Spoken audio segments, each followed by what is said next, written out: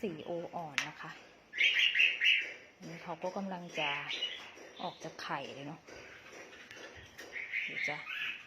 ให้ดูกันนะคะ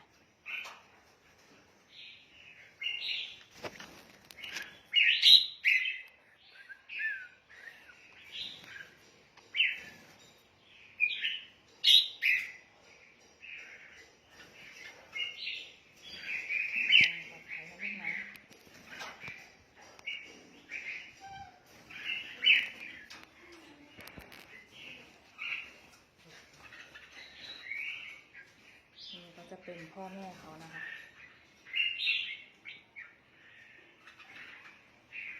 สวยงามตามท้องเรื่องหัวไม่ดำนะโออ่อน